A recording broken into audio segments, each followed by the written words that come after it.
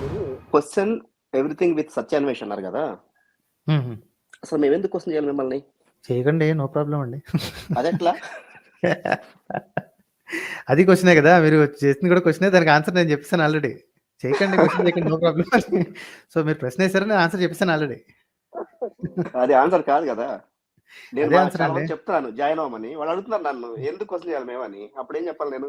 No problem. అలా question చేయలేదు కాబట్టి వాళ్ళ మతాల్లో వాళ్ళు ఇరుక్కుపోయి కూర్చుంటున్నారండి. ఇప్పుడు కొంతమంది వచ్చారు, వచ్చి క్వశ్చన్ చేసేవాళ్ళు ఉంటారు. వాళ్ళ కోసం, if it's not for them, they are free to enjoy their time. ఎలా ఎంజాయ్ చేస్తే అలా తీసుకున్నాను. జస్ట్ ఓన్లీ జోక్ అండి, డోంట్ టేక్ సీరియస్. అయినో చెప్పండి సార్. తర్వాత రెండోది, ఈ మధ్య ఇది డెడ్ సీ స్క్రోల్స్ అని ఒక టాపిక్ చదువుతున్నాను యాక్చువల్గా. దాని గురించి కొంచెం మీ వివరణ చెప్తే కొంచెం బాగుంటుందేమో అని, మీకు దాని గురించి ఏమైనా ఐడియా చదివి ఉంటే. అది నేను కూడా బయట వాట్ యూస్ బ్లాగ్స్ లోనే లేకపోతే ఈ న్యూస్ ఆర్టికల్స్ లో చూసింది మాత్రమే నాకు తెలుసండి. అది it's a piece of scripture that never made it to Bible అని అనిపించింది. ఎందుకంటే సంహౌ ఆ డెడ్ సీ స్క్రోల్స్ లో ఉండే మెటీరియల్ని మోడర్న్ క్రిస్టియానిటీలోకి ఎప్పుడూ తీసుకోబడలేదు. అసలు ఎక్కడో లాస్ అయిపోయింది, మధ్యలో లాస్ అయిపోయింది. ఇప్పుడు అవి మళ్ళీ బయటపడ్డాయి అని మాత్రమే నాకు తెలిసింది. I don't know much about what it has. అంటే నేను వినింది లేదా నేను చదివింది, నేను చూసింది ఏంటంటే, ఇది mostly like the old testament ఉంటుంది కదా, తోరా ఏదంటారు కదా వీళ్ళు. ఎస్. సో దాని గురించి రాయబడింది. ఆ టైంలో చాలా ఇజ్రాయెల్ ప్రాంతంలో కూడా Romans were ruling actually, and there was a big problematic things. అండ్ ఆ టైంలో వీళ్ళు ఏదో చేసి లోపలేసారు అన్నట్టుగా, అదే ఎక్కడ కేవ్స్ లో బయటపడి అని నేను విన్నాను. But I also need to read more and focus light on that. సర్లేండి, దట్ ఇట్స్ ఓకే. తర్వాత ఇంకోటి ఏంటంటే, నమ్మకానికి మూఢనమ్మకానికి కల తేడా ఏంటి? రెండింటికి ఒక ఎగ్జాంపుల్ ఇవ్వగలరా? సో ఐ థింక్ చాలాసార్లు చెప్పా, repeat it, not a problem. నమ్మకం అంటే మన దగ్గర అగైన్ తెలుగులో ఉన్న ప్రాబ్లం ఏంటంటే, వీ డోంట్ హ్యావ్ 2 words అండి. ఇంగ్లీష్లో ట్రస్ట్ అండ్ బిలీఫ్ అని 2 ఉన్నాయి. సారీ, బిలీఫ్ అనే దానికి కారణాలు ట్రస్ట్ ఒకటి, ఫెయిత్ ఒకటి, 2 ఉన్నాయండి. మనకి ఈ 3 పదాలకి కలిపి నమ్మకం అనేది ఒకటే పదం ఉంది. ఓకే, దీనికి మీనింగ్ చెప్తాను చూడండి. విశ్వాసం అనే వర్డ్ ఉంటుంది. విశ్వాసం is a Sanskrit word. Okay, తెలుగులోకి బలవంతంగా లాక్కోబడింది కానీ అది తెలుగు పదం కాదు. అది విశ్వాసం ఈక్వల్స్ టు నమ్మకం. సో 2 ఒకటే పదాన్ని, 2 వేరు పదాలు ఉన్నాయి. దానికి దీనికి నో డిఫరెన్స్ ఇన్ తెలుగు. ఇంగ్లీష్లోకి వచ్చేసరికి ట్రస్ట్ అండ్ ఫెయిత్ అని 2 ఉన్నాయి. ట్రస్ట్ అంటే మీకు ఆల్రెడీ ఎంతో కొంత ఎక్స్పీరియన్స్ ఉండబట్టి మీరు ఫ్యూచర్ని ప్రొజెక్ట్ చేస్తున్నారు. అంటే మీరు పుట్టిన దగ్గర నుంచి ఇప్పటి వరకు ప్రతిరోజు సూర్యుడు ఉదయిస్తున్నాడు.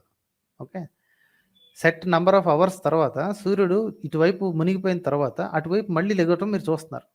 ఓకే, మీరు చూస్తున్నారు, మీ పూర్వీకులు చూస్తున్నారు, మీ చుట్టుపక్కల వాళ్ళు అందరూ చూస్తున్నారు. సో యూ కెన్ వెరీ మీ నమ్మకం ఏంటి అంటే రేపు సూర్యుడు ఉదయిస్తాడు అని. Okay, you trust it. In English you say you trust it. ఇంకొకటి, ఓకే, ఇది కొంచెం పర్సనల్గా ఉంటుంది. People say that how can you trust your spouse. Okay, భర్త కానీ భార్య కానీ, how can you trust your spouse. Trust is earned అండి. ఓకే, సంపాదించబడుతుంది. ట్రస్ట్ అనేది సంపాదించబడుతుంది.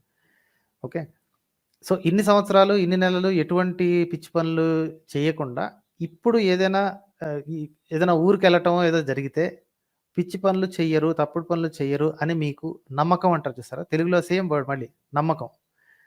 But you are trusting the other person because వాళ్ళ హిస్టరీలో, వాళ్ళ పాస్ట్లో, వాళ్ళ మీతో ఉన్న టైంలో ఎప్పుడు కూడా అటువంటి ఇండికేషన్ ఎప్పుడు ఇవ్వలేదు. So it is you are trusting.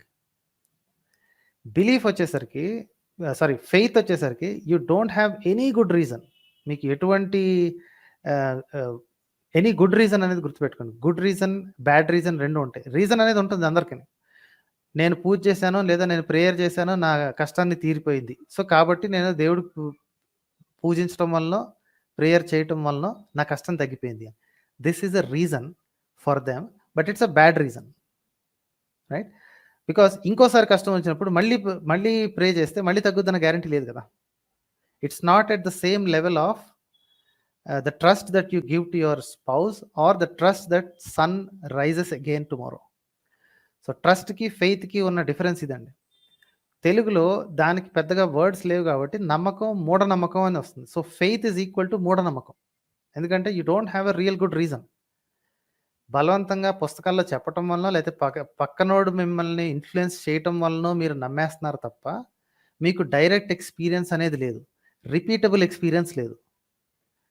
జ్యోతిష్యుడి దగ్గరికి వెళ్ళి అంజనం వేయించుకోవడం వల్ల ఈరోజు మీ కష్టం తీరింది అని, ఇంకో కష్టం వచ్చినప్పుడు లేదా ఇంకో 10 మంది మీ వెనకే ఉంటారు, వాళ్ళందరికీ కూడా అదే అంజనం వేసాలి, అదే పరిష్కారం చేస్తేనో వాళ్ళ కష్టాలు కూడా తీరుతాయా? No chance. బట్ మీరు చూసినా ఎవరు చూసినా ఎంతమంది చూసినా సూర్యుడు రేపు ఉదయిస్తాడు, right?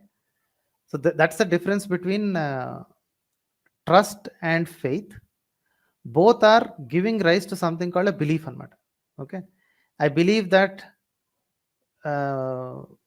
The sun will rise tomorrow, లేదా ఒక 3 నెలల తర్వాత సమ్మర్ వస్తుంది, because it is repeatable. You can never say the same thing with anything related to God or anything. మూఢనమ్మకం అంటే ఓన్లీ దేవుడు అనేది మాత్రమే కాదు కాబట్టి మూఢనమ్మకం can be with anything. Same thing wishful thinking అంటారు చూసారా? ఇంకొక 2 సంవత్సరాల్లో ప్రపంచం అంతా అంతమైపోతుంది అని ఎవడని అన్నాడు అనుకోండి, దానికి మతానికి సంబంధం లేకపోవచ్చు, but still it is a మూఢనమ్మకం. It's a faith based position because there is no evidence for it, right? ఇదండి తేడా. అంటే సింపుల్ వర్డ్స్ లో రిపీటబుల్ థింగ్ కానీ లేకపోతే మనం ఫర్ ఎగ్జాంపుల్ సన్ ఎక్స్పీరియన్స్ చెప్పారు కాబట్టి మీరు ఒక రోజు వచ్చింది నెక్స్ట్ డే వస్తుంది and any day it can come, రాకపోవచ్చు కూడా, we don't know actually. Collective experience అండి, collective experience can give you trust. మీరు సొంతంగా అనుభవించకపోయినా సరే కలెక్టివ్ ఎక్స్పీరియన్స్ లో ట్రస్ట్ డెవలప్ అవుతుంది. సేమ్ అలాగే ఇప్పుడు మీరు జీవితంలో ఎప్పుడూ ఒక మందుని టెస్ట్ చేయలేదండి.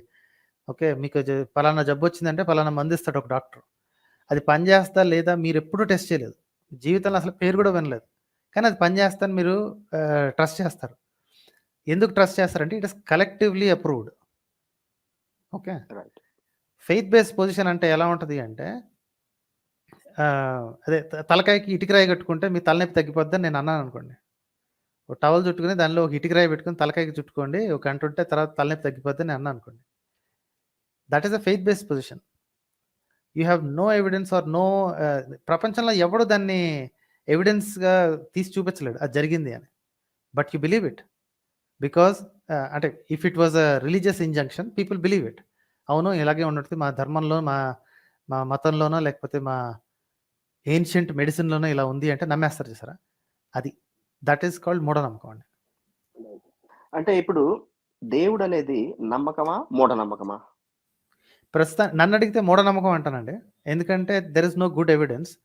భక్తుల దగ్గర ఏంటంటే they think they have evidence and that is exactly I kept this channel, provide your evidence. మిగతా వాళ్ళు కూడా నోరు మూసుకుని ఉంటారు, లేదు నా నమ్మకం నాది అన్నారు, be happy with your belief. నన్ను అడిగితే దేవుడు కూడా మూఢనమ్మకమే, కానీ అగైన్ మూఢనమ్మకం అనగానే వీ హ్యావ్ దిస్ ఫీలింగ్ అంటే మూఢనమ్మకాలు అన్నీ దారుణంగా ఉంటాయి, దుర్మార్గంగా ఉంటాయి. Anything that does not have sufficient evidence is blind belief అండి, రైట్? బిలీఫే కదా, ఇప్పుడు ఎవరికి కనపడరు కదా, ఇంతవరకు ఎవరికి తెలియదు. యా సో నేను బ్లైండ్ బిలీఫ్ అని అనగానే వాళ్ళు ఏమంటారంటే తంత్రాలుగా మంత్రాలు చేసి మనుషుల్ని అంతకులు చేసే వాళ్ళు, అది కదా మూఢనమ్మకాలు, నిమ్మకాయలు ఉల్లిపాయలు కట్టుకోవడం అది అది కదా అని చెప్పి they'll try to distract the whole thing. But అందుకనే harmless faith based beliefs, harmful faith based beliefs అని మనం డివైడ్ చేసుకోవడానికి ట్రై చేస్తాం. నన్ను అడిగితే దేవుడు ఈజ్ ఆల్సో మూఢనమ్మకం, అందుకనే నన్ను అడగరు చాలా మంది. సేమ్ విత్ మీ అండి. అంటే వాళ్ళు అంటారు దేవుడు అంటే అదొక నమ్మకం, అంటే లేదు బాబు అది మూఢనమ్మకం. అంటే ఆ మూఢనమ్మకం అంటే అది కాదు, ఇంకొకటి ఇలా బలులు ఇవ్వటం ఇదంతా కూడా మూఢనమ్మకాలు అంటారు. లేదు, ఎవిడెన్స్ బేస్ లేదు, ఏదైనా కానీ మూఢనమ్మకం కదా, ఎవరు ఇంతవరకు ఎక్స్పీరియన్స్ చేయలేదు, మనం చూడలేదు, ఏదో అక్కడ ఇక్కడ కథల పుస్తకాలు చదివి వినిందే కదా అని అంటాను.